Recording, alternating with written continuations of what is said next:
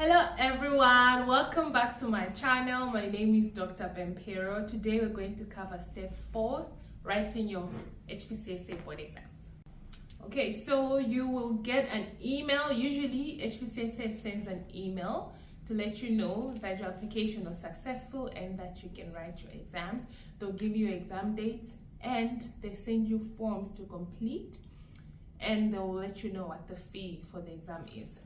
You will see that the fee is on their website. It changes, so you'll have to check the website, and the email also specifies. Right now in 2025, the fee is 7,140 Rand for each part. So the exam is in 2 parts. You have a written part, which is your theory, and OSCE also attracts a fee of 7,140 Rand. These fees are non-refundable. So when you pay for your written exam and you don't make it, you have to pay again. Okay, now let's get into the content of the exam. I'm gonna be looking down here because I have my laptop here, so I can, give all the details, as much details as possible. The exam is in 2 parts, like I said. It's a written exam and OSCE. Think of it as your final exam in med school, and so it's basically covers everything. So you cannot afford to just skip on things. You have to study physiology, anatomy, study pharmacology, you study surgery, anesthesiology, orthopedics, general medicine, all of it, the whole shebang, study it. So it'd be good to use books that cover all the topics. However, the exam is structured in a clinical format, so it's not really theory as in they'll ask you what is the pathophysiology of this. They'll give you a clinical scenario. Most times they give you a clinical scenario. So then you have to think of it that way when you're studying. Think of what a patient will present with and how you manage that particular patient. All right. I would have to mention that it's important that you are familiar with the South African protocols, the guidelines, because most of the management that they expect you to give as an answer will come from the guidelines. So you can check with a friend or someone who has EM guidance so that you can study from there to make yourself familiar with the guidelines, especially for topics like HIV, management of HIV, TB, STIs, which are very common in South Africa. You have to know those things. And then the other part would be ethics. And HPCSA has booklets on their website on ethics, close to 17 booklets, maybe 20 booklets. It covers different topics. So it covers topics like withholding and withdrawing of care, waste management, reproductive health, covers topics like confidentiality and information, providing of information. You have to read them all. Don't skimp, read them all. I know it's a lot, so that's why you need maybe 3 months, more than 3 months to prepare. Read all of them. And think of scenarios as well. They might ask you something like a 16-year-old comes to your clinic and they want to have an abortion. You have to know the laws around abortion, because a 12-year-old in South Africa can choose to have an abortion without informing their parents. So they'll ask you things like that. That's why you have to read all the details. Don't skimp. Okay, now let's talk about the OSCE. The OSCE usually comes in 2 months after your theory exam. They'll send you another email, tell you that you passed your written exam, and then you have to pay the fee, 7,140 Rand. Once you pay, they'll tell you where to go. The most important part about the written exam, all the exams actually, the written and the OSCE, is you have to be there early, at least an hour early, just to be familiar with the environment. It helps you with your confidence, and that's the #1 juice for passing your OSCE, confidence. And confidence, I find, comes from also how you dress. So they do tell you you should wear a lab coat or whatever, but underneath the lab coat, wear your best clothes just so you feel good. So wear your best clothes. That's my number one tip for your OSCE. Your OSCE has, I think, 12 stations. I'm not sure because they keep changing. Depending on which university you're writing at, the stations change, but the content is the same. You have written stations, you have physical exam stations, you have counseling and history taking stations, and procedure stations. All right, for written stations, it's usually 6 stations and it's 10 minutes per station. For these stations, they'll ask you, they usually give you a clinical scenario. So it'll be a clinical scenario, or you'll be interpreting an ECG, a chest x-ray. Sometimes they'll even have you write a partogram. They'll give you a scenario of a woman in labor who comes, you examine, they tell you how many centimeters dilated. You must plot it on the partogram, so you need to know how to plot on a partogram. For stations like that, from the beginning, from the get-go, don't wait to read the whole scenario, because most times the scenario would be like a full page that would take you maybe 5 minutes to understand. So my tip for stations like that is, when you read maybe Jane comes to you, she's 2 centimeters dilated, write the name already on the script. Name Jane, 23-year-old. As you go, write it as you go. You'll find that by the end of 10 minutes you already have your information written as an answer, and that would be like one of the best tips I'll give you. And then the written exams, the written stations also, they often test you on pathogenesis, signs and symptoms, investigations and management. So for example, they'll give you a case scenario and they'll ask you what the diagnosis is. Maybe you say anemia secondary to vitamin B12 deficiency. They'll ask you the pathophysiology, causes of it. So maybe you will list if you're vegetarian and things like that, right? Deficiency in diet. And then they might also ask you the findings. For example, an FPC, what would you expect to see on an FPC in a patient who has anemia? I keep saying participant because I work in research and we don't refer to them as patients but participants, so bear with me there. Okay, so then they might ask you what you expect on a blood gas. For example, a patient with diarrhea, what do you expect to see? They'll ask you acid-base pathologies, for example, things like that. So you have to know. And then finally, obviously, they'll ask you the management. Be systematic on management. If it's an emergency situation, know how the acute management of that condition, know the definitive management of that condition, and preservative management, prevention, be systematic. And sometimes you earn points not because you know the exact answer, but because you're systematic. As a doctor, you have to be systematic. There's no one way of doing something. But when you have a system, I think it's easier for you to put correct answers under those systems. So if a patient comes with bleeding, for example, right, you have to, acute management, you need to stop the bleeding. And then the definitive management would be, where's the bleeding coming from? So maybe you would give PPIs if it's like from an ulcer or what have you. Yep, that's your written stations. Okay, let's talk about communication stations. So this would be history taking and counseling. These are important and you have to have systems as well for this.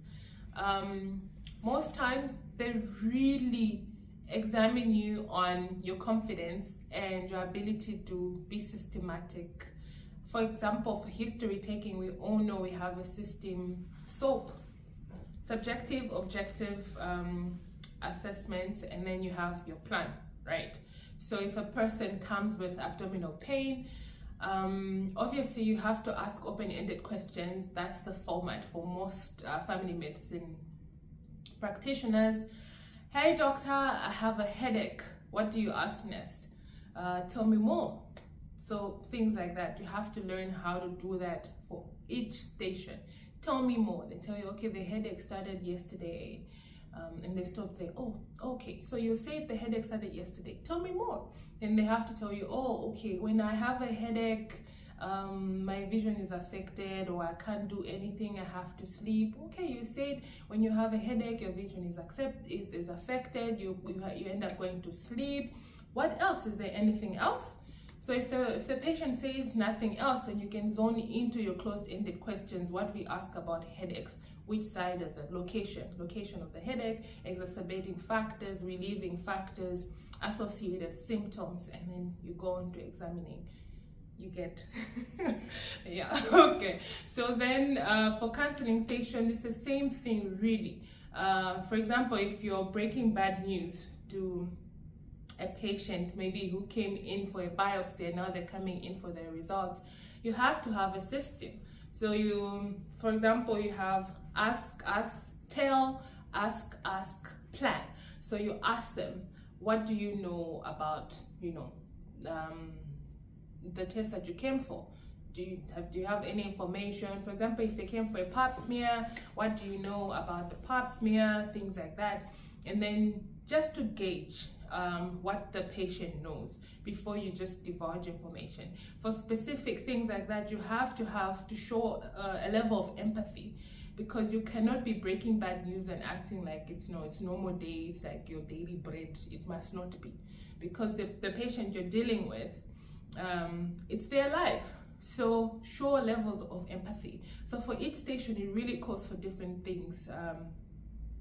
For a station where you need to, for example, do behavioral change with a patient, take them through management of smoking cessation, you have to learn or to be able to tell the patient the dangers of smoking without looking like you're judging them, things like that. So that is it for communication stations.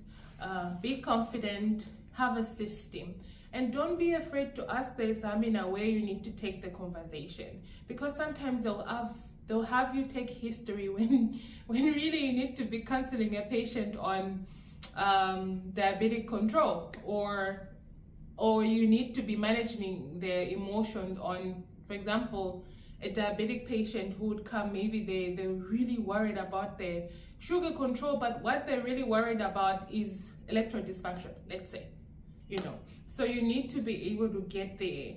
Ask the examiner, okay, this is where I want to go next, is that okay? Some examiners will tell you, no, please talk to the participant or the patient about this, So be able to engage with the examiner as well. Okay, let's talk about physical exam stations. These can really span from your regular abdominal examination to an emergency situation where you need to do cardioversion. So for all the stations, they give you a scenario that you read through before you go into the exam room.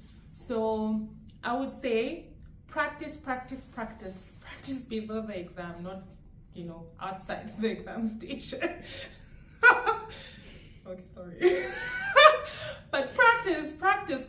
Please do not skimp on this. Practice. That would be one of my best tips. Practice using a timer. So for a physical exam station, we start with observing, then you have your palpation, and then you can have your auscultation, depending, right? And so you practice that sequence. Practice it like that. Practice it on people. If you don't have people to practice on who are in the medical profession, practice on your family and time it. And you will see with time, your family will even get used to it, and they will help you through. It's amazing. So physical exam station, you enter into the room, greet the examiner. Please greet the examiner. Greet the patient. Even if it's a mannequin, greet that mannequin, okay? Hello, I'm Dr. Pempero. I'm here to examine you.